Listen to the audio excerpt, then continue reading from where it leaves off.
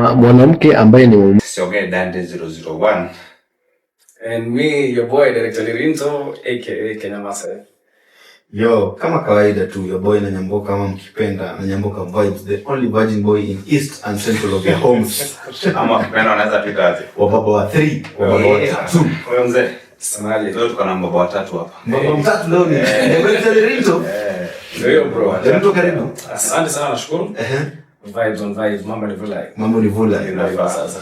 Straight to the point. Okay. Like ndio unajua sasa nowadays mtu akikuita ataanza kama na director. Ni kweli kabisa. Alafu akalete Lirinto. Ndio hiyo sasa. Like shooting ni kitu ulikuwa umependa kufanya since you are a child, ama ni kitu umejirealize at a certain age umerealize this is what I want to do, ama ni kitu umependa tu kufanya? First of all, umesema kwanza mtu akikuita lazima anapita na prefix. Unasoma ile kama mjaluo lazima uanze na doctor. Lazima uipate title naona ama Mr. Mrs. Ndio sasa. So basically mambo ya sinema ni mambo yenye niko nasema nimekuwa passionate about, but sikili nilikuwa passionate tangu kitambo. First of all, ni daktari. Along the way, I'm a professional doctor, biotechnologist. Yes. Si daktari wa mapenzi. Mimi si doctor. But along the way, when I find that you develop an affinity towards something, affinity ni ile wanasema attraction towards something. Ndio. Nimekuwa nikiwatch movie tangu kitambo, and you like, wow, how do they achieve this? Yes. How do they go about this? Yes. And you're like, wow, one day, siku moja, I do this. I want to be part of such a project. I want to be part of this particular kind of thing. So, while nikiwa campus kitambo sana, that's when nilijoin entertainment industry basically. At first nilianza kama modeling. High fashion. Industry. Ile model ya muscle sama ile model ya kutembea. High fashion. Unakuwa model wanaro? Yeah. I represented my county in the Miss World in 2016. Allah. I find this thing nilifanya vizuri sana. Ulitesa sana. So basically during your time ya modeling nikifanya high fashion, pia kuna kitu tunaitaka commercial modeling. Yes. Unaenda unafanya audition na casted onto a particular role in a particular commercial. Yes. So your time, that's when I got to have like the first-hand experience of how it's done. Yes. And I was like, oh my God. Buddha! Kama siku ingine. So I said like, this is what I want to do. And that's when you get to pursue this side hustle. And to be honest, there's nothing much more important in life kind of fun that you're passionate about. So you're really basically having fun while you're working. So, wakati ulikuwa unafanya medicine, unasoma daktari. Ulikuwa unafanya another course. Yeah, I feel okay interested ama different filming. Unasoma daktari. So, ulisema ndo main course ulikuwa unafanya. Yeah. So, were you not interested in the course? Ama ulikuwa unafanya tu kwa sababu no, sikuwa nafanya tu for the sake of kufanya. Nilikuwa nafanya because it's something that nilikuwa nataka. I was evaluating, like my dad is a retired doctor, so nilikuwa nataka and inspire into that line. But as you grow, the more unajijua, you realize that I need to follow my own course. I need to pursue something that mimi yenyewe inanifurahisha. Sure. So that's why I'm like, okay, fine. I'm doing this, but where am I comfortable working? Where do I find peace? Unaponga hata kwa ndoa, you settle where you find peace. Ndio hivyo sasa. Yeah. Because watu wengi they don't know you, may know you. Yeah. Unajua kuna point uliact kama Obama. Yeah, people had an idea. Obama being an actor on the TV screen here. Like Obama's doing in Obama market. Naivas commercial. Yeah. Naivas TV commercial. And during that time, Obama was president of the United States. And he was bound to visit Kenya. So most companies zilikuwa zina try to kujiassociate na hiyo wave ya Obama is coming. Yes. So apparently I got featured into that commercial because nili audition and they were like, wow, seemingly uko na features in a kaza Obama. And I was like, okay, fine, let's do this. Wacha tufanye hiki iko nini. And it was a very successful project. So like nini kulipa medicine like masomo kwa daktari. Kulipa mwaka tumekulia tu kwa nini? No, sijai practice. practice. I'm supposed to be a lab technician. Hii mambo ya COVID kwa tafutia madawa. Kazi yangu. Sasa unapigia ile kadawa fulani. Ndio unajikuna mahali. Ama nimechomwa mahali kidogo. Nimechomwa shida za kwa nini? Fanya hivi, chemsha ndimu, weka nini na nini, utakuwa sawa. Paka hiyo. Ndio sasa. But basically, yeah, that's it. I've been on the industry for quite some time. Most people will know just recently. Yeah. Because you knew the name, but you didn't have a face to the name. Yes. Until recently, I was like, oh no, I know this there. But yeah, basically, I can say I've been here. Yes. I think one of the longest participants in the industry. Yeah. Well, very interesting because nowadays life is very fun. Unapata ile costume kuchukua, unaenda unafanya kitu yako inataka. You have to. But for me, I'm up in the class.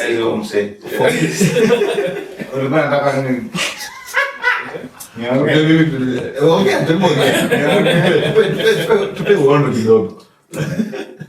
Ulikuwa unataka kwa nini ungegrow up? Hiyo time. Tukiwa wachanga ama tukiwa maybe teenagers. Yeah. Kuna mtu alikuwa na ile kitu yenye, if I grow up, I'd like to be a doctor. Unataka kusaidia maskini wa haya. Sasa hiyo maskini. Unakumbuka zile mada huko kwenye insha. Tunga insha ukianza inajuta. Life ni funny sana. Life is very interesting. But one thing about life is that unpredictable. It's very unpredictable. Cause like it's funny the way life in shape. You might have your own blueprint. Yes. Na nyamboka mimi nataka by the time inafika hii mwaka nimekuwa ABC. God nani. Anamwambia check bro. Bro unafaa kuwa basi hapa. Una overthink sana.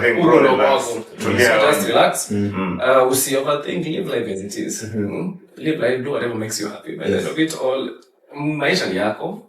And it's whenever unapata comfort. Yes. It's where the heart is. The same way you go. And it applies in everything. Yes. Mambo ya relationship, mambo ya hustle. Sure. Yeah, sure. It's where the heart is. So like for now, since today wewe ndo mbaba watatu hapa kwenye mbaba watatu. Mimi ni mbabezi. Wewe mbaba watatu. Sasa Lenito, since leo all kwa piga kosi ya medicine short. Ndio. Medicine is very wide by the way. Yes. But mambo mingi hapa ndani. Like sasa since uliingia into production world. Okay. Did you go to study? Ama what happened? How was the transition? How was the transition? You asked me like how the transition happened. Ni kama sahi daktari ameacha amekuwa actor tu like all of a sudden. Transition inakuja na kuaje? You have engineers who are content creators, you have watu wenye wanafanya with so many things. So but let me speak for me because it's my life, my experience. Remember like I started with modeling. Yeah. And during the process of your time of modeling, kuna so many forms of modeling. Sure. So I transitioned from high fashion, pageantry, na pia commercial modeling. Commercial modeling whereby you know even an actor is a model. Sure. So in your time, when you get featured into this commercial, like remember it was a Safaricom commercial, a World Cup 2011. We call Brazil. Samina. Hiyo Samina, hiyo tie shakira exactly. Wapia huko umezaliwa Unajua jamani unaangalia kama mimi ni wajana. Anakuona ajui mama mjani kama mfiki hapa. Sura sikudanganya. Sura sikudanganya. Sura gani na sura yenyewe nimefanya ile mambo. So your time, that's when I happened to be like in a proper setting. Yeah, like a film production. And I go, wow, oh my God. Kuna kuanga hivi. You see, at least by now we are in the same setting and I appreciate you guys are doing an amazing job. Thank you. But your time, remember, it's not something you make experience. You have no idea how to achieve these visuals. Like unaona movie kale and you don't know how they get to. Ndio kwa kitoko una assume hata nini wana shoot na a certain order, wana shoot. And so uko na so many unanswered questions until you are in that space. So I was in that space and the way the director, the first AD, the gaffers, the technical teams, the coordination, I was like, God damn it. What? I wanna be there someday. I want to be there someday. Funniest thing, the directors was very friendly and then it happened for me like, hey, bro, mimi nataka pursue this stuff. I think it's very interesting. You know what he told me? It's okay, you're just chill. I'll call you. 2 weeks later, he called.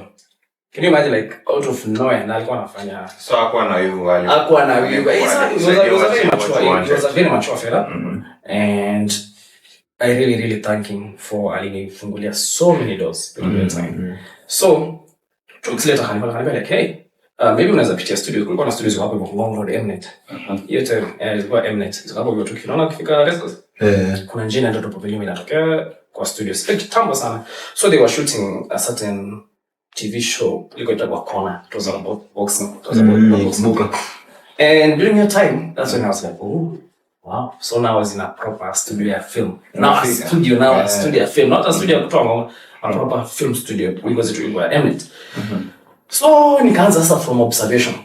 Nikaanza kuja like on a daily, maki you will do anything but you're there just to learn by yourself. Akaanza kunimentor in that direction. And then got to a point where he was like, hey, you can take role ya kufanya ABC like you can I feel like you are as one kuni task here.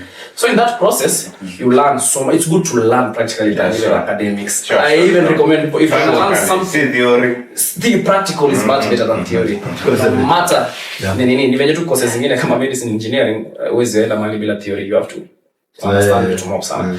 So in that process nika learn a few things until your project ilisha, and I was already taking part in it. But nili realize after a project mission, there are a lot of things that I still needed to do. That's when I took a short course.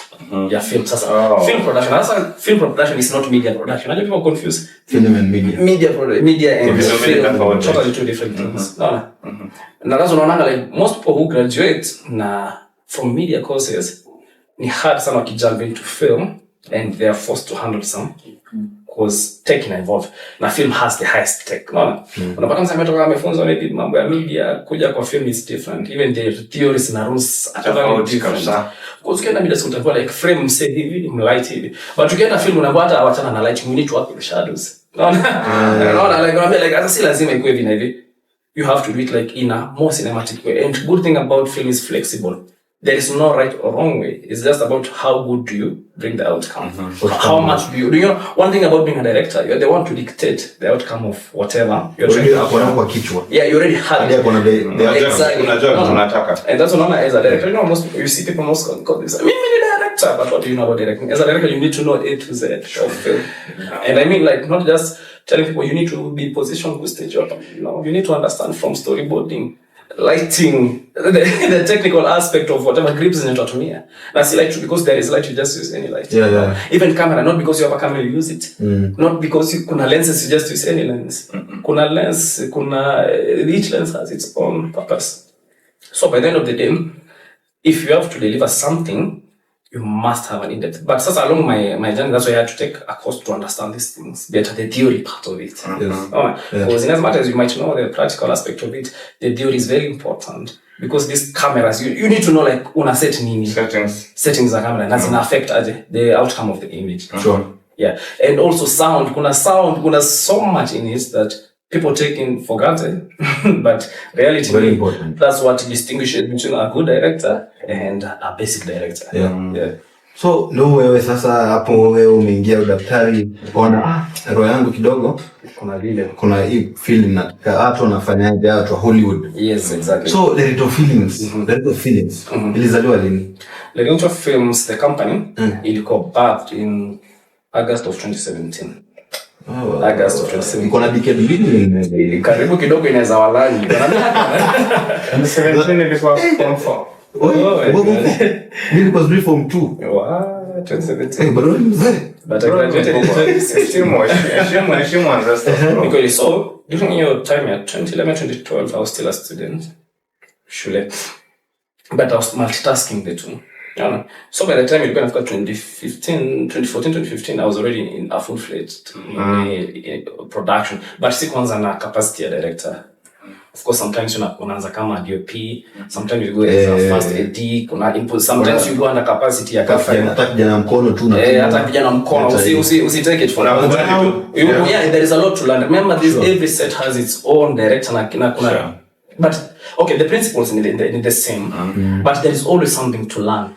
Yeah. And then with the evolution of technology, there is something that is always new. So after learn, nilipata kazi kwa kampuni ya kwanza, not ya kwanza, ya kwanza ilikuwa Parallel Media. That's when nikaanza kufanya hapo hivyo under the capacity ya editor, video editor. After some time, whoever was ahead of me pia akatoka. So I was forced to manage this production. And in production, that was very busy because we would handle very big clients. I'm talking about the likes of Equity, Safaricom, Barclays. Those are the kind of clients. And working with such, and you are a highly prepared firm, the deliverables is gonna pressure. It's gonna pressure. So you're always working under pressure. But working under pressure is good because it forces you to learn the things that learn. These are loopholes, and you feel like you don't know much about them. You get to learn them, like because hakuna otherwise. It's a must. Like you have to learn this or not. So it went well for some few months. Then nikafanya na April TV. Sasa now I became like a full now, and resume yangu ingenipatia job anyway. Nikafanya April TV, went to Standard Media. Nikafanya pia kwa Star Times. Nikafanya pia kwa hustle. Hey, the streets are ghetto. Until it got to a point where like I felt like there's no more challenges. Like unajua sometimes you have to like just be your man. When I feel like I no longer feel like a challenge. And employment inakupatia kitu inataka comfort zone. Sure. Whereby like every day is a similar person. Day in day out you're doing the same thing. Hakuna anything new. You're no longer learning. In fact, you're the one teaching. But remember, you're working under someone else's roof. What is it that you need to do for yourself? You say like, okay, I want to call the terms how I want them to be. That's why I decided like, I'm very passionate about entertainment. And most of these, let's say institutions, they don't offer entertainment fully. It's an all-rounded setting. Let me do something that I'm, again, comfortable on, passionate about. That's when I registered my company in 2017. And as a company? Yes, now Lorenzo Films. As a company. And niaje kusaza kufanyia watu kazi, you call like kazi, I become a self-employed, full-fledged production house. That's when in 17, I registered my company, and I thought like, fine. So ni yako wenyewe umeanza kuwork na kutoka 2017? Yes, since 2017. Around 8 years. Yes, around 8 years. But experience in industry, I think in around 15 years. Unaweza nipana ngapi you're not bad in phone. Ngapi? Ai.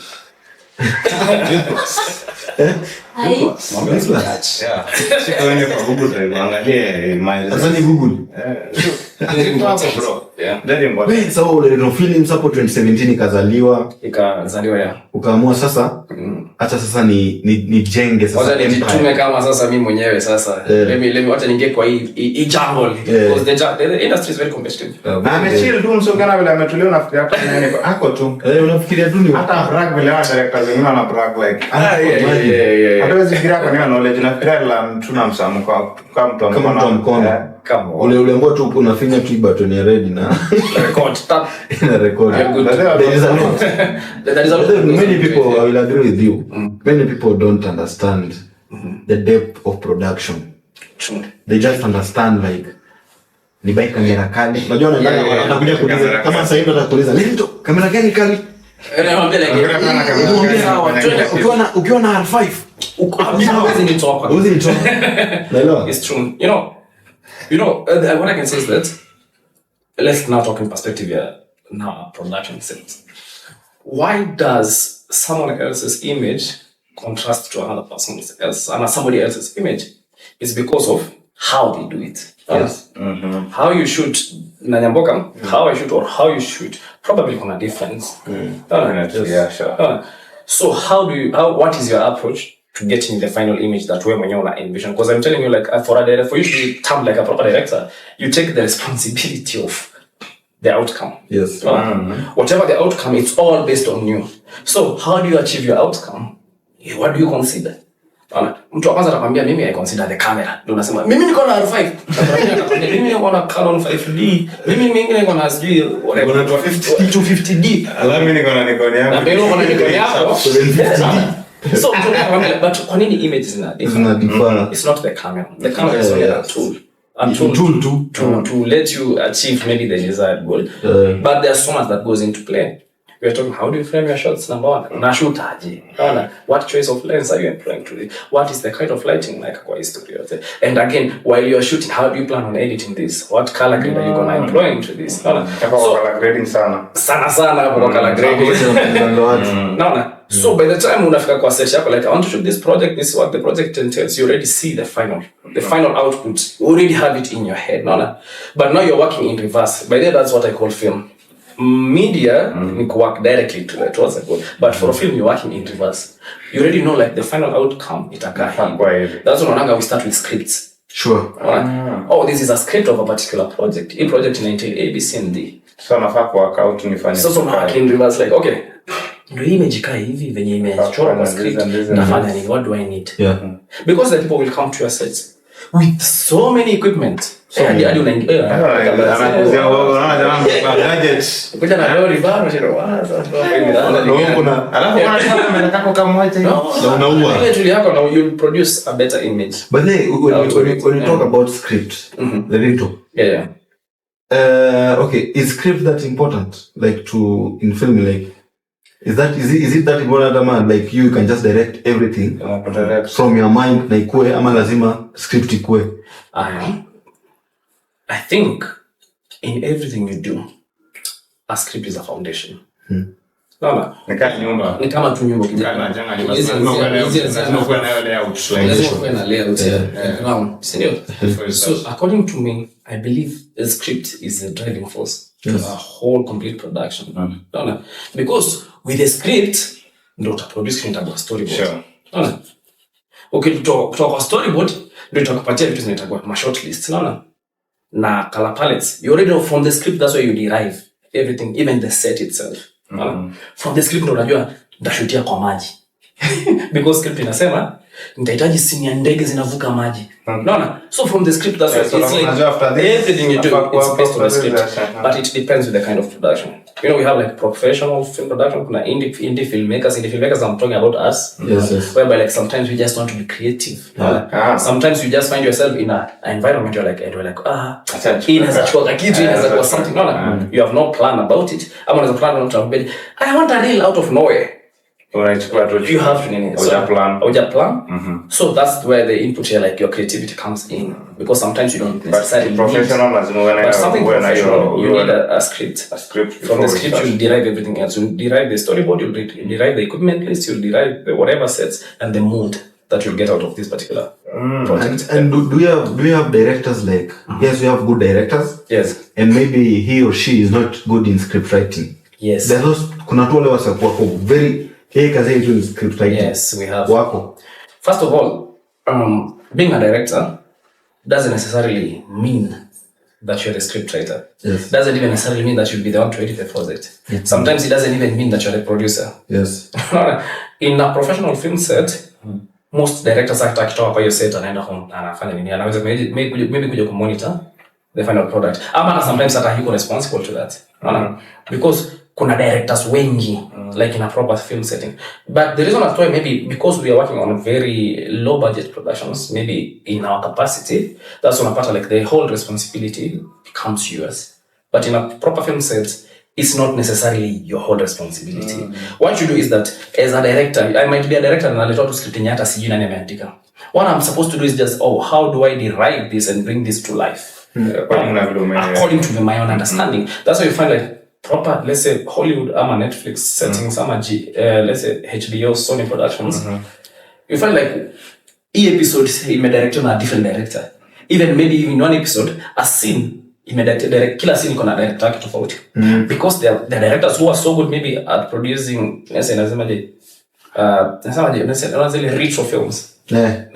Zile ama zile epic zenye like kuna watu wanakatana na visu mishale zile based on the previous time. The directors who are so good at that.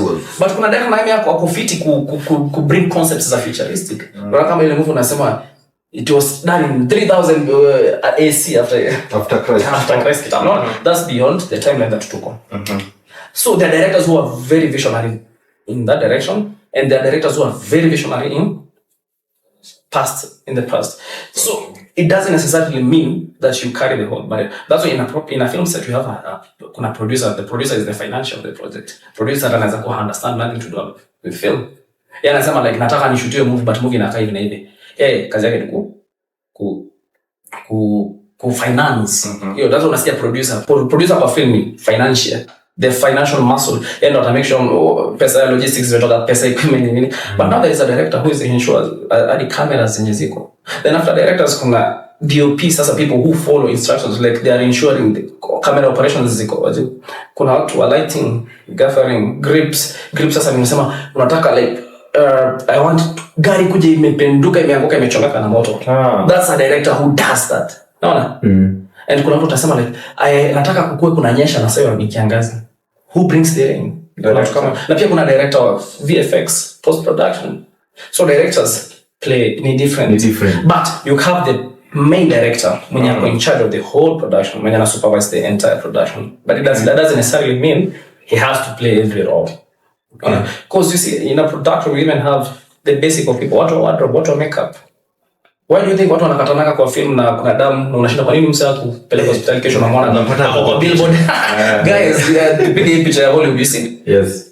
There is a lot. Kuna watu wanafanya VFX, visual effects. Kuna watu wanafanya sound effects. Kuna watu wanafanya graphics. Kuna watu wanafanya animation. Yes. For you to have a proper production, it takes a lot. Yes. That's on a high budget. And because of our local productions, they don't understand what happens in between. That's on a bros mnafanyanga na 5,000 the same thing. It's not the same thing. That's why I tell you, like, if this is your budget, I can recommend someone who can work around that budget. But for me, because I know what I'll deliver to you, this is my red card. But me feel like, okay, says imekuza. I'm a musician. Okay. I sing. Okay. Maybe nataka kufanya video song. Okay. Wewe video ufanya the least 20k. Okay. Nimekuja nikakwambia me have 10k. Does it mean utaribu project kama you are a brand unifanyia video rough ndio lipisha 10k? Because definitely umekukilipisha 20k. And for me to meet your quality, zama quality ya video yako lazima nilipewe 20k. Utani refer kwa msemo mwingine ama utanifanya nayo 10k but ufanye video quality iwe tofauti na ule msemo mwenye amefika bei. First of all, there needs to be an understanding between client and me, you the client and me. Just because I charge this doesn't mean it's very rigid that I'm locked to this. In nature of business, that depends. Like, are you in business? Are you in it for fun? What are you doing? Why are you doing what you're doing? If I am in it for business, I'll definitely tell you like, excuse me, maybe fikisha mahali fulani that is somewhere reasonable, because haikuangi ati nakuquotea just for the sake of quoting. Nakuanga nimeinclude things that I need. That I know hapo kuna vitu nyingi that artists ignore. They see a product and they assume like it just have it even. Kuna logistics, from point A to point B, how are people going to move?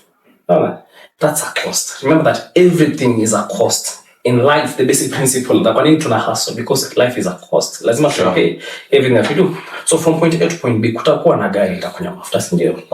Si ndio? Kuna equipment zitatumika hapo hivyo, si ndio? Unataka tu, because wewe ndio client utakuja unasema unataka vision fulani.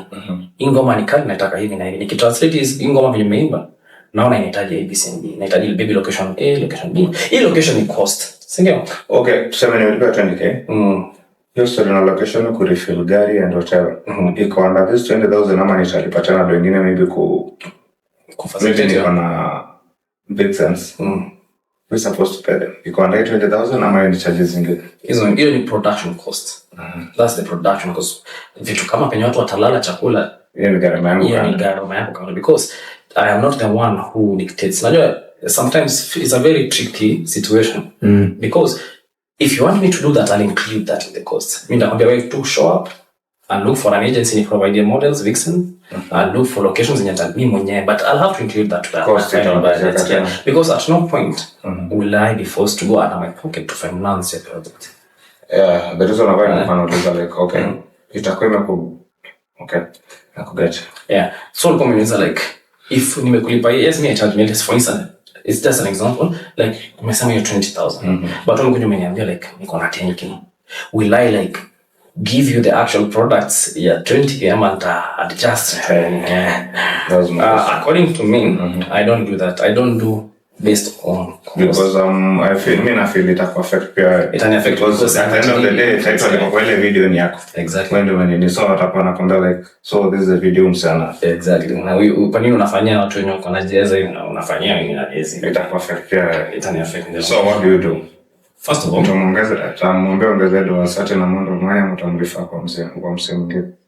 Hizo pia ni options. Those are options that are always on the table. But if it's something that I feel like I can commit to it, I'll definitely give you 100%. Wow, that's a very interesting journey director Lindo. Away from that, Lindo films ikakuja nini. Saa ile Lindo imeshika streets. No msupa anaimba kama na act. Na ana kakitu ya kulipa Lindo films. Lakini in exchange hapo na kakitu. Ana kakitu lakini in exchange ako na kakitu. How do you handle this? Ama hiyo time uko handle it aje? Unasema sasa ni nanga aje sana mwanaume.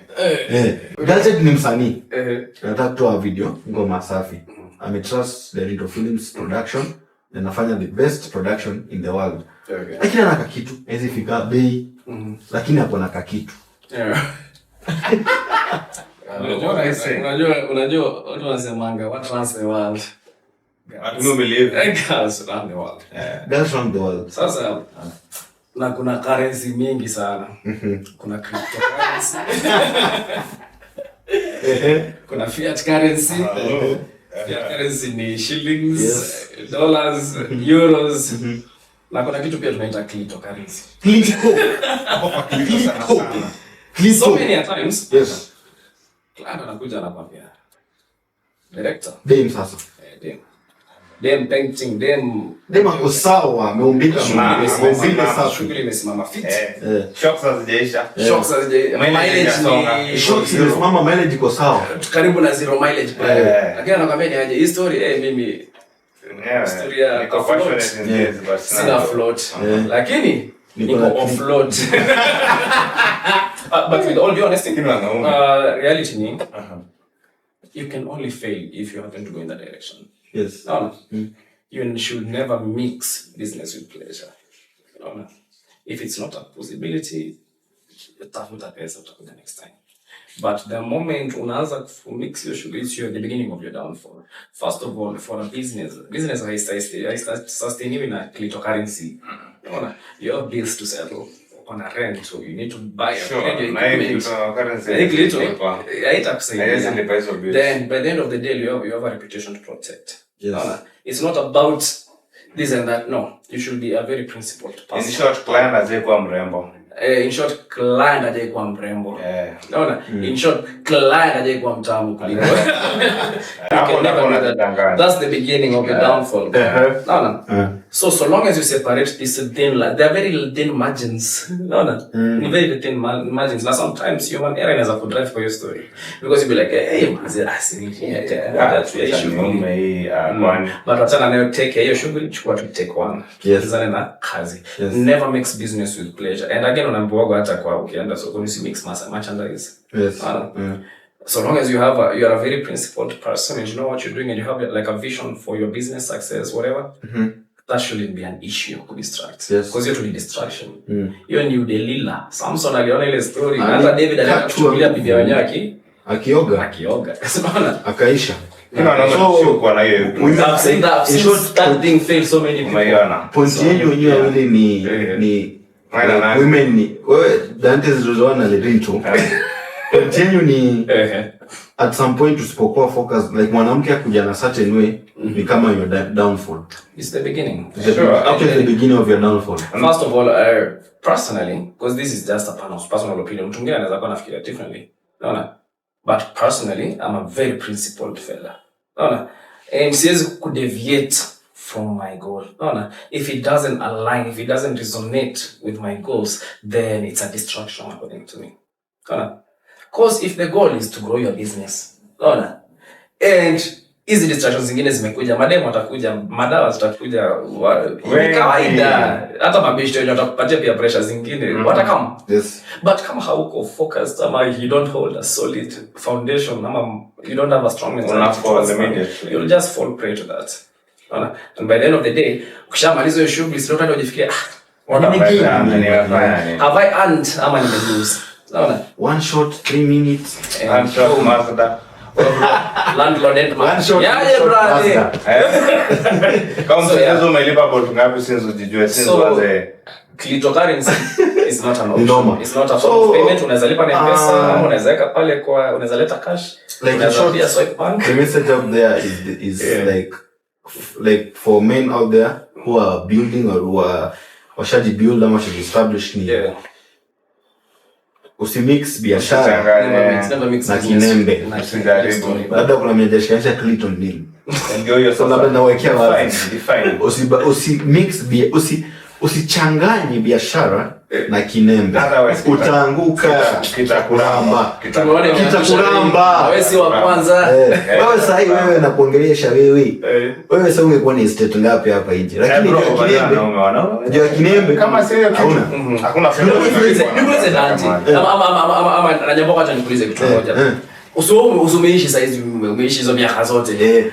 So umesikia story before? Yes. Kuna ile mtu ile story limwangu. Na saizi uko na mabeshte wenye unaona tu jamaa siacha story. The next 5 years tutakuwa na story tofauti. So it's not a fiction, ni kitu yenye si fiction. Kitu ina happen daily. It's a proven fact. It's a real life. Just ile imewekwa kwa lab wamepima yakajua hii kitu. Hii kitu nini? Alafu kingine for you to be who you have to be, like lazima pia ujichwe by the end of it all. Yes. For you to be where you are, it didn't come easy. Yes. Nobody had it easy. No. It's a journey. Hata kama kuna watu walipata na silver platter, still there is something you're dedicated into it. I'm talking about sweat, blood, effort, commitment. It pains to think. Yes. Do you know how like when you uliamka mkasema like wazee watatu lazima tu. It pains to achieve whatever you're doing. It pains to nini. Yes. To even the simplest of goals, it pains to get there. So you cannot just throw all that down the drain to someone who doesn't understand the pain I'm talking about. Yes. You have to be focused. You must be very solid. Focus lazima. Yeah. So Lendo Films hapo ukapatana na mavinembe hapo unataka kuchanganya na biashara kidogo lakini ukamwambia kidogo Lendo Films is much bigger than kinembe. By then kidogo ile ndio ukakuja sasa hii hapo nje watu wanakuona. By then tulikuwa na DJ Queen alikuwa mbaba watatu hapa. Niliona hapo mlimweka kama mbaba watatu hapa. Niliona. So she was here. Nikamuuliza the same question I want to ask you. Okay. So Lendo Films ishakuwa along the way unakuja unakam. So how did you meet DJ Queen? Was it through art? Was it in an event? Like how did you just meet DJ Queen? So there are two ways of meeting DJ Queen. There is meeting her as a person, and there is meeting her as now my lifetime partner. That's what I'm talking about. The first time I ever met her, she didn't even know me. She was quite young. Yes. She was quite young. Alikuwa kwa group fulani ilikuwa inaitwa Ma Flavor. And alikuwa kuja kwa events and there. So the first time I ever, because I was part of the Flavor, but by extension, not an active member, yes. But I could attend the events they planned out. So, DJ Gona alikuwa this person. Ungemwona tu be like, this is a funny character. She will go fun. Because if I'm not wrong, I think alikuwa high school. Na hepa shule anakuja na tafis. Anaskive anakuja. But it was a long time ago. But by then we were still in the game doing my stuff here and there. But you could see potential in this guy. You'll be like, siku moja kakadem. Katana mari. You could see the drive, the fire in her, the energy. She was very focused. That was me knowing her as a person. But now for us like to fall into like now kwa mambo ya mapenzi, it happened very mysteriously. Unaona? Just like I mentioned, ilianza kama business. Unaona? Si cryptocurrency? No. Business, yeah. Biashara. Alikuwa anafanya events in Kabune. na alikuwa anahitaji someone who can do a proper promo, proper advertisement for the premise and for the event. Because if I'm not wrong, that was the first time Pia met. Mzee mzima bana. Ndio tumetoka mbali. Tumetoka mbali. So I happened to be like, I commended by my friend, Director Leso. Yes. No, like, hey, there is this client. DJ go, oh, I know DJ. Yeah, anahitaji ABC. So tukaenda tukafanya hiyo project tukamaliza. Months later, Director Lenny bado na Leso wakani link kufanya project yake ilikuwa Olela. And your time ilikuwa like project business, it was business. She paid for the project. It was no favors. Like she paid for the project. We did the project tukamaliza. So after, that's when we started like hanging out. Hang out here and there, and the rest is history. But it was way after. So like when ulimreach tu ukaona hapa kwa hii biashara pana. No, I wouldn't say. When ulimreach kwambia niaje Queen, niko na different feeling apart from business. Actually nyingine ama yeye alikureach. Just using my damn phone that's how it happened. It just happened like ilifanyika tu hivyo. There was no proper structure to it because the time that tulianza ku vibe because really ilianza kama vibe. You know, unaongea na mtu you feel like, wow, I understand this person better. They talk to you, they feel like, oh, I understand you too. No. But I think I'm the one who like told her, yo, by the way, come to think of it, I feel like you and I have a good chemistry. No, you're like, yo, all of a sudden umeanza kuwa my type, you know what I mean? So, we were on an outing.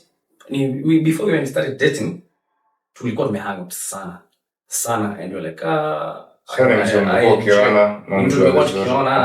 but it just didn't happen in a day.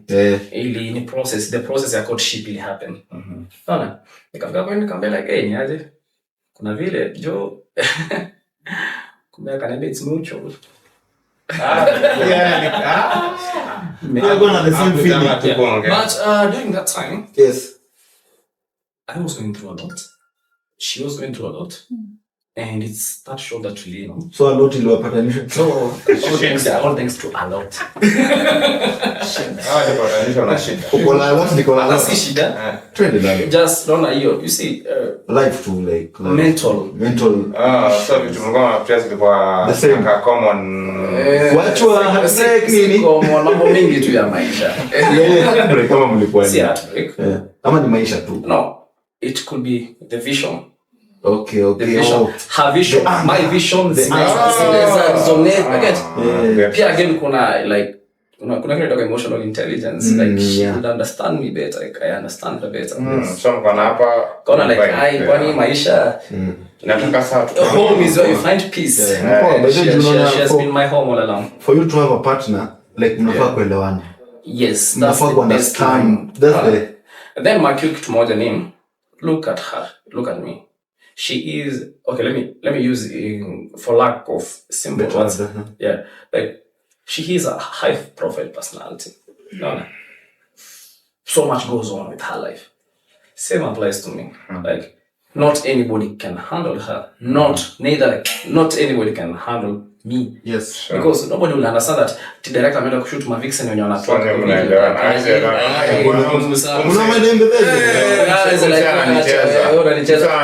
ama demo amekuja hapo sijui na hizo alafu hujaguza wewe si mwanaume wewe unanibeba matakwa yake yani msanii anapiga mashow zake huko ameenda studio kwa na DM kila every 5 minutes. So if I don't understand that, hey, this is an artist, this is what she does, like this is her plate. So same case, you have to understand that this is my plate. At the same time. So I think us being on the same field made us understand each other better because kama ningekuwa kwa lab kama daktari. Bibi yangu ndio hiyo ako huko anafanya mambo ngumu kama mawe. That would put me between a hard place and a rock. I understand. But since maybe we are on the same field, it made it very easier and it helped us blossom and grow who we are today. Yes. And trust me, I can tell you for a fact, nothing is perfect. Set that his relationship has got issues. Nobody should lie to you. But one thing I know is that I understand her, she understands me, and we have a very amicable way of sorting the issues that come across. They always say, like, hakuna pale, everywhere rains. Yes, hakuna pale kunyeshi. So madem ama mfachalea, dem anataka kwa relationship. Maybe makosa, it happens lo umesema. Aseme, this is not the guy. Ende kwingine, afikia kwingine itakuwa tu furaha kuanzia ya wana DM. No, everywhere it rains. It rains like umelea place huko. Jumbo ikinyesha itaisha na joy wake. And it's true. So like initially home is where you find peace. Yeah. So me think you guys mliendana, ulipata the best woman. I can confidently say yes. I have the best woman. Okay. Yeah. So Lerito umekuwa kwa game for that while. Hiyo jani yote. So saa hii as a speaking pale tumefika saa hii. You work with big names out here in the country. And is it a challenge? Like, because unajua kama saa hii uko, let me say you are addicted to work with big names. You understand? For example, someone mtu ana hiyo jina. Akureach, like how do you handle the person? Like unampiga teke ama tu just treat the person the same way that you treat the other clients like already established. Okay. First of all, challenges kind of common. Day in day out is a challenge. Even just waking up, unaona kazi ya mtu ni challenge because you have to figure out how you're going to deliver. Kutapena deliverables in that make sense. Okay. So, yes. I work with all sorts of clientele. There are those with the established names, and how they operate is different from maybe someone who's trying to figure out their way through the industry. But by the end of the day, there's no bigger client and smaller client. All clients are equal before me. Mentality because you're like, this is a big name. It's good. Some clients are doing good for themselves. They have made a name for themselves. But at the same time, this starting client, somewhere there. There's no point you can say that I'll give more attention to this established artist and deny the attention to an uprising artist. Because by the end of the day, huyu mdogo mwenye anaanzia hapa hivi siku moja hata atafika pale hivyo, si ndio? Na pengine huyo mkubwa anaweza kukula kitu because sometimes this you have to pardon me manners, I don't mean it in bad faith, but sometimes it's more frustrating working with a very established label. Okay? More than mtu mwenye, let's say they're still figuring their way out. Oh, sure. Because these established labels, if you don't understand the discipline of the craft, frustrate because they think they know much or because they think they have options available. But at the same time, you have to stand your ground because why are you here with me? Because you know I can offer something. Same case, that person, and I look up to you and I say like, oh, if I work with this particular director, I will get to achieve a certain point. The rise to a certain point. So according to me, no client is superior to the other. Maybe you're not 300,000 per project. Na pengine you're not 20,000. But by the end of the day, that's what he affords or she affords. But I want a vision towards something. At the same time, maybe who you, Pia, you know, like, this is what I want to work with at the moment. So always is separate the two to say like, oh, this is a better client. I'll take more attention here. But I see most people do that. But according to me, because I can only speak for myself, I don't do that. I treat each client with equal attention. The deliverables. You mean business? I mean business. And sure. If, okay, obviously, when you're on a high budget, sometimes I can advantage because if you might need extra, you can achieve extra. You might need more extra lighting. You'll achieve extra. Obviously, you cannot compare the outcome. But in terms of workmanship, it's all equal through the scale. So, tumesikia the journey, pia wase watu wote wamesikia the journey. So, my question was to wrap up, like, sasa Lerito Films haiko established, it's well known. And all of us here and everyone that's watching, there's a point in life itafika will be normal. True. So, Lerito Films pale, the point imefika, Mungu amekupa maisha yote, umeishi vizuri, ameamua kuchukua sasa. Lerito Films, watu watakuwa wanakaa hivyo wanakumbuka Lerito Films na nini? Itakuwa imeacha mark gani? Kusema, Lerito Films, nilifanya kitu fulani, nileta mtu fulani, nilifanya hii. So, like, what will people remember about Lerito Films and the person, the owner Mungu amempea maisha ya kutosha. Okay. First of all, maybe for those who understand my journey, but I'll just break it down. I can say so far, Lirento Films has just the vision I had is, say, let's say, a quarter way through for Lirento Films. Initially, it's maybe most of you would have known Nilianza at the mainstream side. I was doing projects for. Okay, let me talk about the general vision, because like I mentioned earlier, the reason as to why I was setting Lirento Films was to do something that I like and something that I'm in control of, something that I dictate myself. That's when I said like I needed to do something without any authoritative figure above me. That was the point.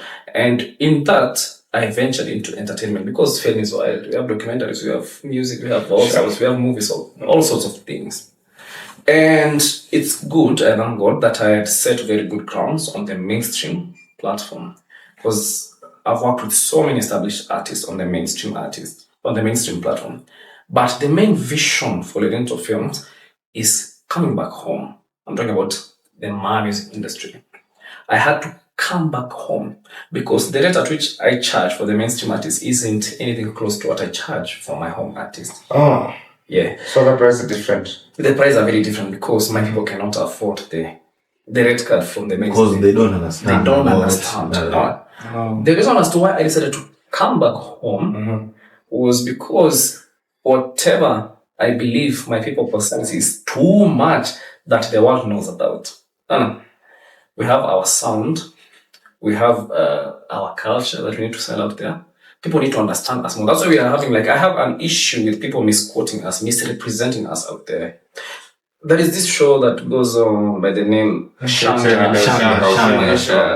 There is every little thing wrong with that show. First of all, they are misrepresenting us as the Ma community. The actors, they don't understand. Even the dressing is off. How you pronounce some words, it's off.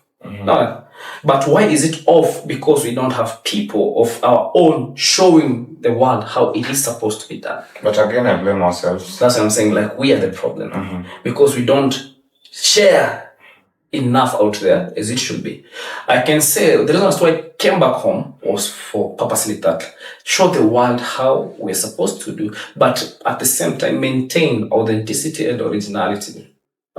Let's not have doctored misrepresentation of our culture out there. So my main point, like, what will people remember Lirento Films for, is that.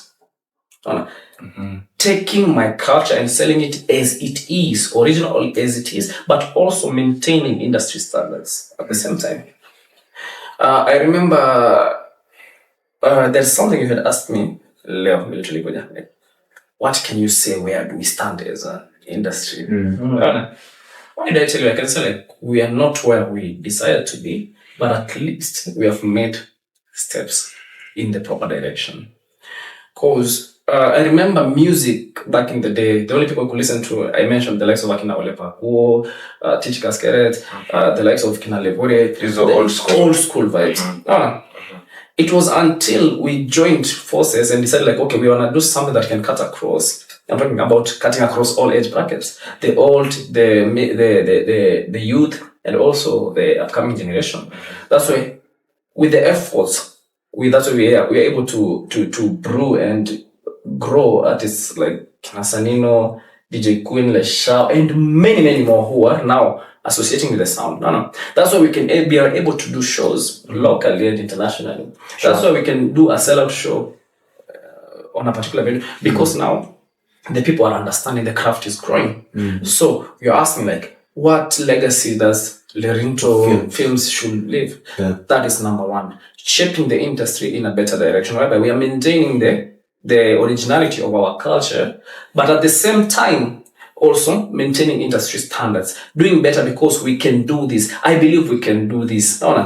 We have better producers right now, the likes of Kasafo, Shama Records, Bomwa Music. So many producers are coming up. So many directors are doing good. The likes of Akina Coolstar, Lenny, so many, so many things. The industry is going in the right direction, but that's the legacy we want to do. But there is so much to be tapped on it, because right now we are only focused on music. We should do films, we should do proper documentaries for us. Why should people from the outside world come and then get to learn about our culture and then go out teach what they learn? Yet we, the people who own this culture, can sell it as it is because we have a better understanding for this.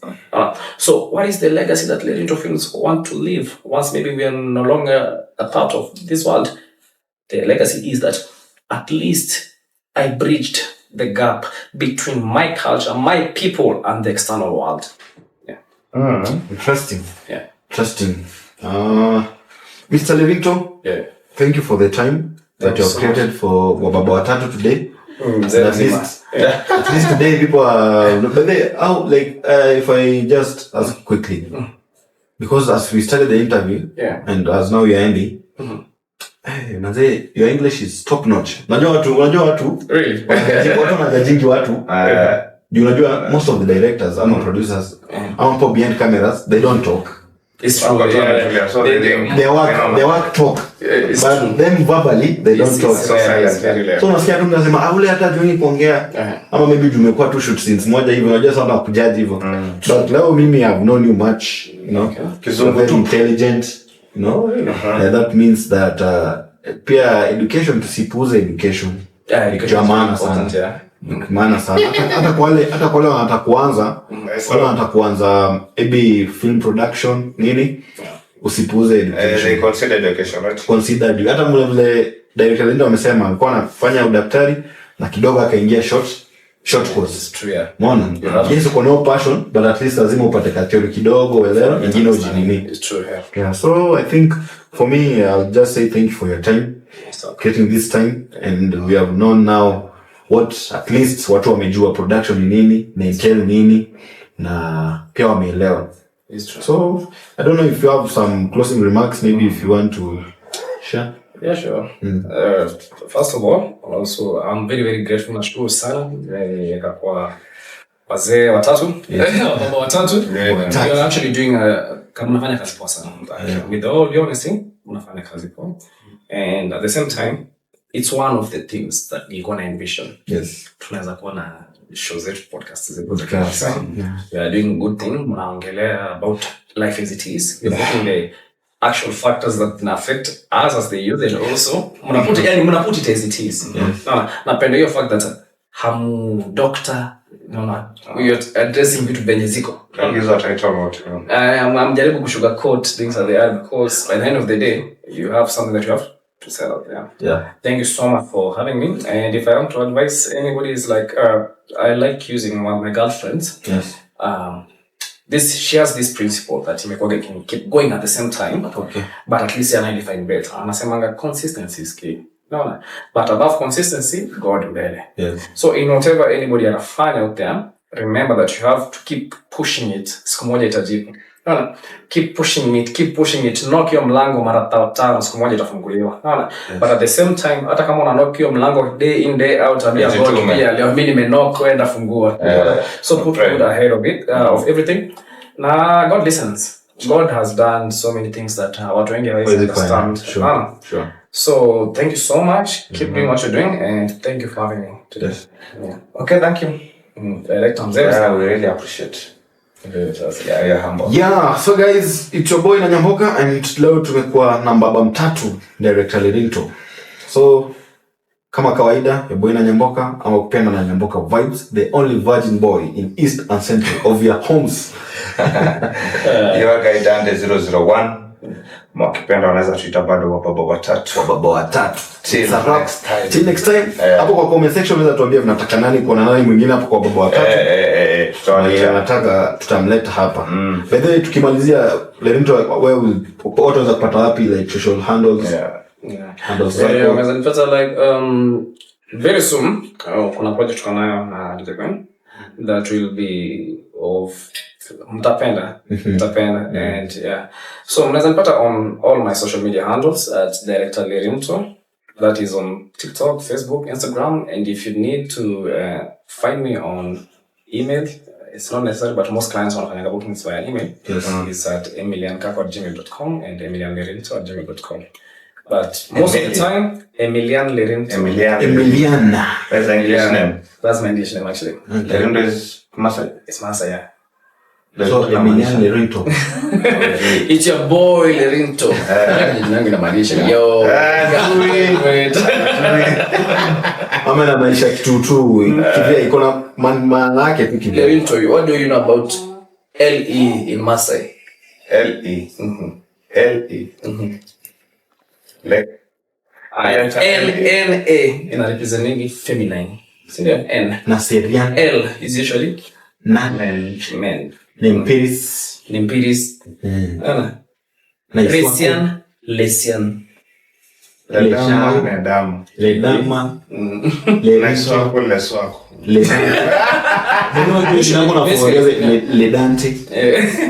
Mostly in my alphabet, L is for masculinity, N is for femininity.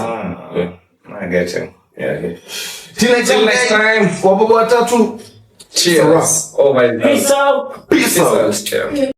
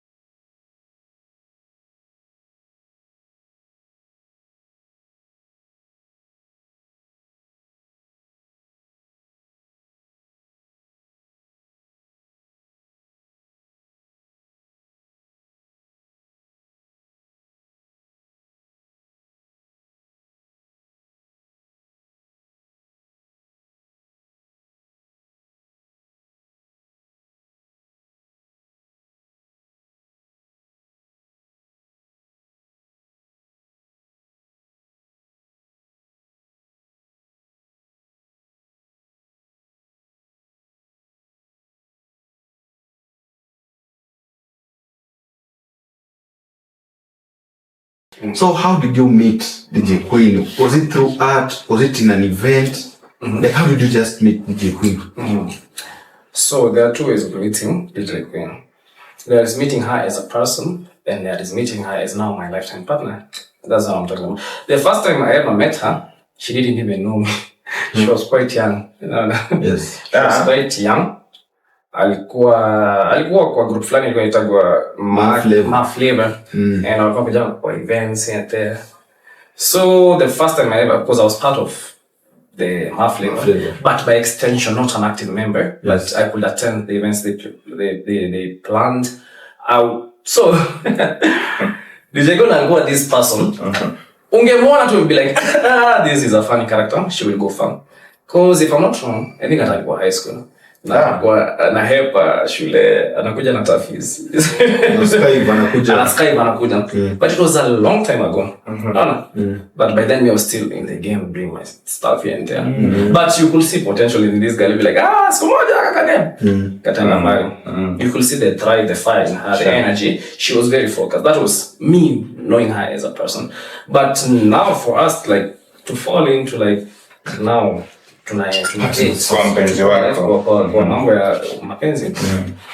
it happened very mysteriously. No. Just like I mentioned, ilianza kama business. No. See cryptocurrency? No. Business, yeah. Biashara. Alikuwa anafanya events in Kabune.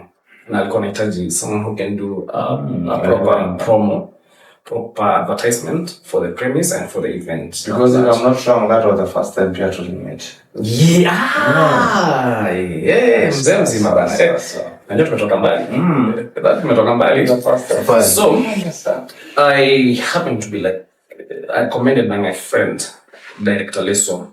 Yes. No, like, hey, there is this client. DJ go, I know DJ. Yeah, anahitaji ABC. So, tukaenda tukafanya hiyo project, tukamaliza.